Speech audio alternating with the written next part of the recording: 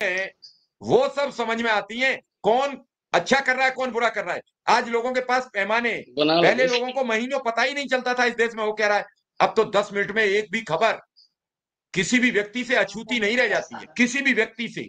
मालूम है 100 करोड़ से ज्यादा लोगों के पास फोन उपलब्ध है। ये मैं उस फोन की बात करता हूं जिन पे डेटा रिचार्ज होता है।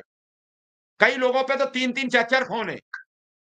इस सब के बावजूद भी क्या किसी को कोई पता लगने में दिक्कत लगती है? न्यूज हमें बाद में पता लगती है, तब तक कोई ना कोई हमें फोन करके और बता देता है, सर इतनी बड़ी खबर हो गई, आप चुप बैठे हो। अब आप बताइए कितने लोग अपडेट है? मनोज राय जी, ऑनलाइन अटेंडेंस के खिलाफ क्या तैयारी है और क्या करेंगे? अगला कदम क्या होगा शिक्षकों का? नमस्कार आप सभी को। अगला कदम तो आज की गतिविधि देख के ही पता लग रही है कि वो यही होगा कि ऑनलाइन उपस्थिति नहीं देनी है। रही बात क्यों नहीं देनी है, तो वो इसलिए नहीं देनी है कि जब तक हमारी सारी जरूरतें विभाग पूरी नहीं कर देता, बड़ी सीधी सी बात है, तब तक उस पर कोई बात नहीं होने वाली है। रही बात यह क्यों हो रहा है, आप बार बार यह प्रश्न पूछ रहे हैं। यह एक तरह की मोनोपोली कह लीजिए, जिद कह लीजिए, तुगल की फरमान कह लीजिए, शीशे में उतारना कह लीजिए, जो भी कह लीजिए, उसका प्रयास हो रहा है और उसके पीछे कई कारण हैं। जहां तक हम भी शब्द यूज कर रहे हैं, मीडिया की बातें हैं, मीडिया पे बात हो रही है, तो सूत्रों की जो जानकारी है, जो सूत्रों से सूचना है, सरकार तो बहुत पहले तय कर ली थी। हम लोग पहले से कह रहे थे, चुनाव के पहले से कह रहे थे कि चुनाव के तत्काल बाद ऑनलाइन अटेंडेंस का डंडा गिरेगा। क्यों गिरेगा ये सरकार जाने। सरकार ने पहले से तय कर रखा था, अप्रैल में ही सुगबुगाहट हो गई थी, चुनाव से रुक गया। दूसरी जो खबर विभागीय है, सर आप अंगुलियों पर जोड़ लेंगे, हमारे 18 मंडल हैं, 18 एडी बेसिक हो गए, 75 जिले हैं, 75 बीएसए हो गए, 850 ब्लॉक हैं, 850 बीओ हो गए। कुल मिला के संख्या कितनी है? 900 के अंदर है, 1000 के अंदर है।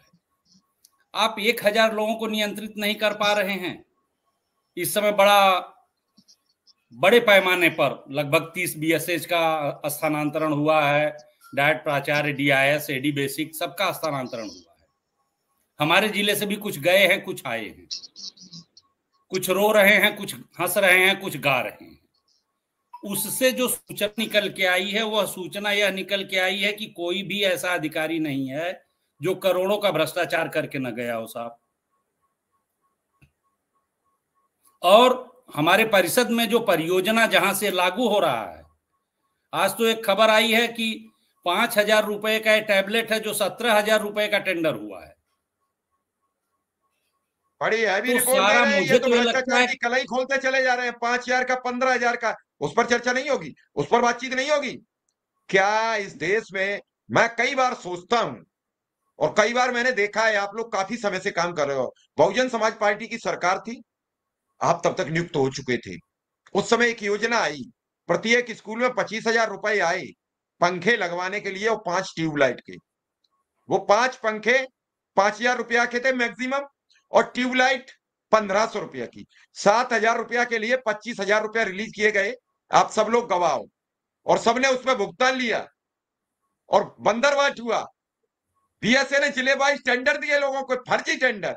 उन्होंने कहा इस जिले का तुम काम करा लो, इस ब्लॉक का तुम करा लो, इस ब्लॉक का तुम करा लो। ये सारे काम हुए और प्रधान और हेडमास्टर से दबाव देके वो चेक बनवाए एबीएससी ने बैठ बैठ के। तो ये बेसिक शिक्षा विभाग है, इसमें सब कुछ जायज है। जब आप रंगाई पुताई के नाम पर 10,000 रुपया देते हो, आज तक ये कोई पता नहीं करने आया कि विद्यालय रंगा गया कि पुता गया। बाउंड्री के नाम पर, कमरे के नाम पर कितना पैसा आता है, और इसी बंदरवाट को लेकर तो बेसिक शिक्षा विभाग आगे नहीं बढ़ पा रहा है। बीएसए, ईबीएसए, जो भी अधिकारी है, आप उनसे कुछ भी करा लीजिए। नमस्कार साथियों, स्वागत है आप सभी का आज के इस नए वीडियो में। आप सभी जितने भी शिक्षा मित्र साथी हैं, ये वीडियो आप सभी के लिए बेहद ही महत्वपूर्ण होने वाली है। साथियों, इस वीडियो के माध्यम से आप सभी के बीच में हाल ही के अंदर की एक महत्वपूर्ण सूचना साझा करेंगे। ये खबर आप सभी के लिए काफ़ी ज़्यादा महत्वपूर्ण है। सभी साथियों से एक अनुरोध है, वीडियो को आप पूरा देखें। चैनल को अभी तक आपने सब्सक्राइब नहीं किया है, कर लें। अब चलते हैं अपडेट पर। और शिकंजा उन पर होना चाहिए, कसा जा रहा है शिक्षक पर। राय साहब, मैं जवाब देता हूं सर, मैं वहीं से जवाब देता हूं जहां से आपने बात की पंखा और बिजली का। मायावती जी के समय में जो वो पैसा आया था, अब आप ध्यान से सुनिएगा, कोई उच्च अधिकारी नहीं है, अगर वो पुरुष है तो उसकी पत्नी का एनजीओ न चलता हो, यदि वो महिला है तो उसके पति का एनजीओ न चलता हो। डेस्क, बेंच, ड्रेस, स्वेटर, जूता, मोजा, पंखा, बिजली, लाइट, सब का टेंडर उनके रिश्तेदारों को दिया जाता है। हमारे पूर्वांचल में कुछ भाई भी हैं, उनको भी टेंडर दिया जाता है। हमने झेला है 25,000 वाले प्रकरण को। हमने वह काम 13,000 में करा दिया था, बाकी पैसे बचे थे, उससे मैंने स्कूल का साज सज्जा कराया।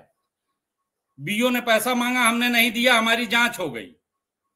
हमारे यहां उस समय देवराज नाहर साहब डीआई हुआ करते थे, गीता रानी जी डीआई हुआ करती थी।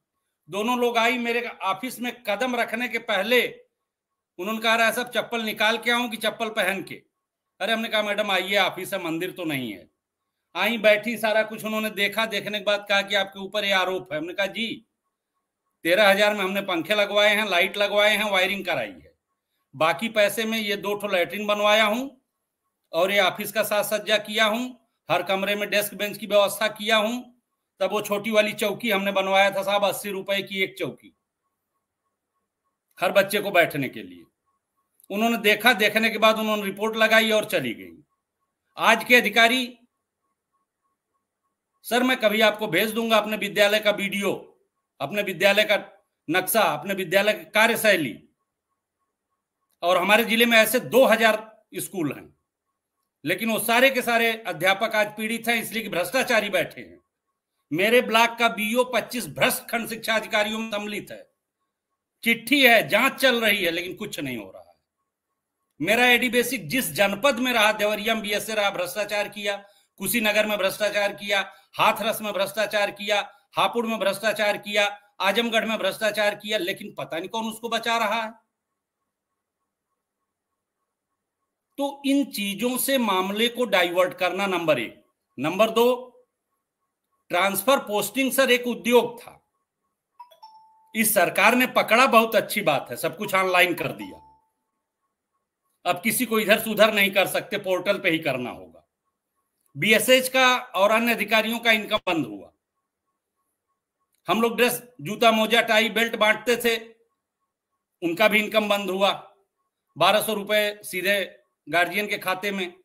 तो जब चारों तरफ से आप रास्ते बंद करते जा रहे हैं, तो इन अधिकारियों का पेट कहां से भरेगा? योजना के पैसे से भरेगा। आज यही कुछ खुलासे हुए हैं हमारे ही जिले में। कस्तूरबा गांधी में 42 लाख का मैट्रेस का टेंडर हुआ साहब, 29 मार्च को हुआ, 30 मार्च को खरीदारी हुई, 31 मार्च को ऑडिट हो गया और पता चला कि जमीन पे एक भी मैट्रेस आया ही नहीं। तो ये सारी चीजों पर सरकार का ध्यान न जाए, इसलिए अधिकारी मामले को ऐसा उलझा रहे हैं, ऐसा उलझा रहे हैं, और सरकार अपने युगों में मस्त है। उनके जनप्रतिनिधियों को चाहिए, हर हाल में चाहिए कि वो थोड़ा सा हृदय होके हम अध्यापकों की तरफ देखें। हमारे मान सम्मान की क्षति करके, हमको अपमानित करके, हमारे माथे पर चोर लिख के न शासन सत्ता को कुछ मिलने वाला है, ना ही हमारे विभाग को कुछ मिलने वाला है। प्रक्रिया रही है कि किसी से आपको काम लेना है तो उसकी सराहना करनी चाहिए। आप केवल निगेटिविटी, किस बीईओ को नहीं पता है कि कौन सा अध्यापक है जो कभी नहीं आता है विद्यालय? कर लो कार्यवाही तो हम जाने। 3%, 5%, 2%, 1% लोगों के लिए आप 99% अध्यापकों के माथे पर कलंक लगाना चाहते हैं। आप जो है प्राइवेट स्कूलों को बढ़ावा दे रहे हैं। हमको आप कह रहे हैं कि 6 साल की उम्र है, एडमिशन मत करिए। वहां 3 साल पे बच्चे कलेक्ट कर लिए जा रहे हैं। हमको आप कहते हैं कि किताबें जाएंगी, वहां एडमिशन के पहले से आप किताबें बिक जाती हैं। हम क्या करें? केवल हम ही दोषी हैं? अभी तक किताबें नहीं मिली हैं, सत्र परीक्षा हो गई। तो सर देखिए, ये मामला बहुत पेचीदा हो चुका है, बहुत टेढ़ा है। हमको जितना कसने की कोशिश की जाएगी,